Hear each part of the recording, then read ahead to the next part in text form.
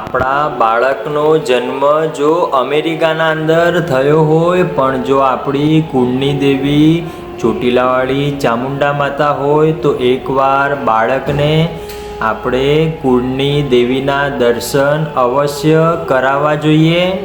જય માતાજી મિત્રો, હર હર મહાદેવ। હું યોગેશ મહારાજ નવા વર્ષની હાર્દિક શુભકામના પાઠવું છું। માં લક્ષ્મીના આશીર્વાદ તમારા ઘર ઉપર બન્યા રહે। માં સરસ્વતી તમારા મુખે અખંડ વાસ કરે। માં લક્ષ્મી માં સરસ્વતી તમારા ઘરના અંદર ભર્યા ભંડાર રાખે। આજના શુભ મંગલકારી દિવસે એવી જ પ્રાર્થના, નવા વર્ષના દિવસે એવું શું કરશું કે આખું વર્ષ કુળદેવીના આશીર્વાદ આપણા ઘર ઉપર બન્યા રહે। જેને કુળદેવીનો આશરો છે એને તો રોજ દિવાળી જ છે।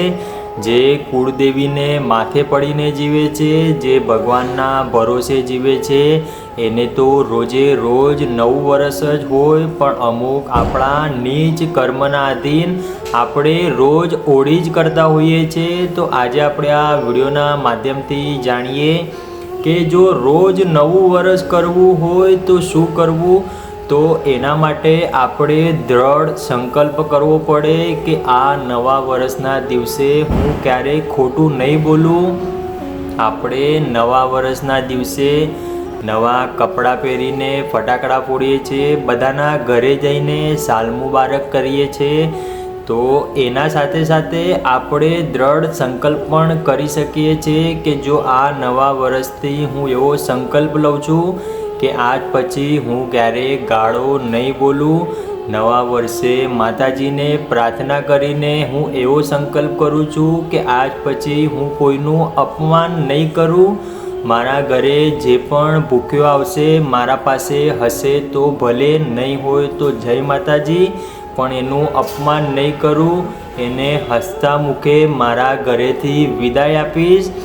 મારા ઘરના આંગણે જો કોઈ કુવાસી આવે છે તો એનું દિલ ના દુભાય, તેની હું ખાસ કાળજી રાખીશ। મારા મા બાપને મારા જીવતા જીવ કોઈના આગળ નમવું ના પડે, ખાલી અને ખાલી ભગવાનના જ માથે પડીને જીવે। એવો સંકલ્પ પણ આપણે નવા વર્ષના દિવસે કરી શકીએ છીએ। જો નવા વર્ષના દિવસે મિત્રો નવા કપડાં પહેરીને આપણે 24 કલાક પછી આપણે નવું વર્ષ ભૂલી જતા હોઈએ છીએ, પણ જો આ દિવસે દ્રઢ સંકલ્પ કર્યો હોય અને આ વસ્તુ રોજે રોજ વાગોડી હોય, આપણા મગજના અંદર જો એનું મનન ચિંતન કર્યું હોય તો રોજે રોજ કુળની દેવીના આશીર્વાદ મળ્યા રહે અને આપણે ભક્તિભાવવાળું જીવન પ્રદાન થઈ જાય। આપણું જીવન સહેજે સહેજે ક્યારે પરિવર્તન થઈ જશે આપણે પણ નહીં સમજી શકીએ। જેવી રીતે લાઇટ ચાલુ કરવા માટે ચોક પાડીએ અને લાઇટ ચાલુ થઈ જાય, બસ એટલા જ સેકન્ડના અંદર આપણું જીવન બદલાઈ શકે છે। પણ નવા વર્ષે આવો દ્રઢ સંકલ્પ હોય તો જ આપણું જીવન પરિવર્તન થાય। જો તમે અમારી ચેનલમાં નવા હોય તો ચેનલને સબસ્ક્રાઈબ કરી વિડીયોને લાઈક કરવાનું ના ભૂલતા। ત્યાં સુધી જય માતાજી મિત્રો, રાજી રહેજો।